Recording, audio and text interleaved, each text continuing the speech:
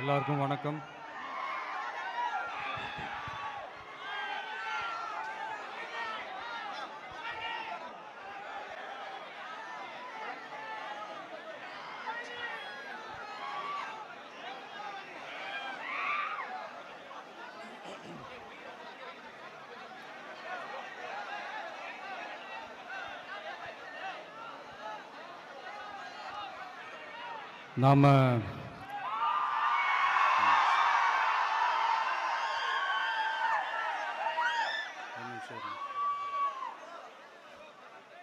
நாம அரசியலுக்கு வந்ததிலிருந்தே நம்மளை பற்றி நிறையா சில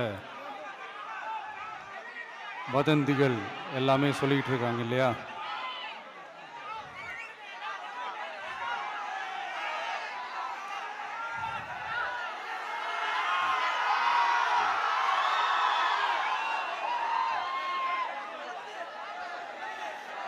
ஒரு சின்ன விஷயம் நான் சொல்லிட்டு போயிடுறேன், கொஞ்சம் சைலண்டாக இருங்க ப்ளீஸ். நாம் அரசியலுக்கு வந்ததிலிருந்தே நம்மளை பற்றி நிறையா சில வதந்திகள், அந்த டீம் இந்த டீம் அப்படிலாம் சொல்லிக்கிட்டு இருக்காங்க இல்லையா? ஆனால் இவர் எந்த டீமும் கிடையாது, மக்களுடைய டீம், பீப்புள்ஸ் டீம் அப்படின்னு எல்லாருக்கும் தெரிஞ்சதுக்கப்புறம் வேற என்ன அவதூறு பரப்பலாம் இவர் மேலே அப்படின்ட்டு ட்ரை பண்ணி எல்லாமே அவங்களுக்கு ஒர்க் அவுட் ஆகலை. ஸோ கடைசியில் என்ன தான் இந்த விஜயை பண்ணலாம் அப்படின்னு நினைக்கும் போது தான் இந்த கூட்டணி அந்த கூட்டணிலாம் சேர போகிறாரு அப்படின்ட்டு ஒரு பொய்யான ஒரு பிரச்சாரத்தை பண்ணிக்கிட்டு இருந்தாங்க.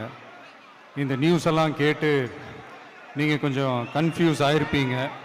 அதனால் இங்கே மறுபடியும் ஓப்பனாக தெளிவாக ஒரு விஷயத்தை நான் சொல்கிறேன். நாங்கள் எப்பவுமே மதச்சார்பற்ற கொள்கைன்றதில், அந்த ஸ்டாண்ட்லேயோ, மதச்சார்பற்ற சமூக நீதின்ற அந்த நிலைப்பாட்டிலையோ எப்பவுமே சமரசம் வச்சுக்கவே மாட்டோம். நம்மளுடைய தலைமையில தான் ஆட்சி அப்படின்றதுல எப்பவுமே உறுதியாக இருக்கிறோம். நம்மளுடைய முதல் மாநாட்டில் கூட நான் சொன்ன மாதிரி அரசியலில் யாருக்காகவும் எதுக்காகவும் எந்த விதமான ஒரு சமரசமும் நாம் வச்சுக்க போகிறதே இல்லை, அந்த பேச்சுவார்த்தையே கிடையாது. சரிங்களா?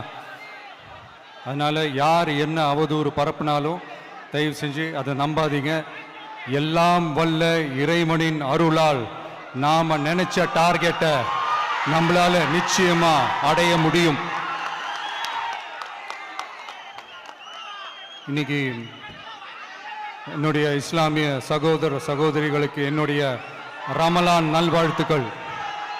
கான்ஃபிடென்ட்டா இருங்க, நல்லதே நடக்கும், வெற்றி நிச்சயம்.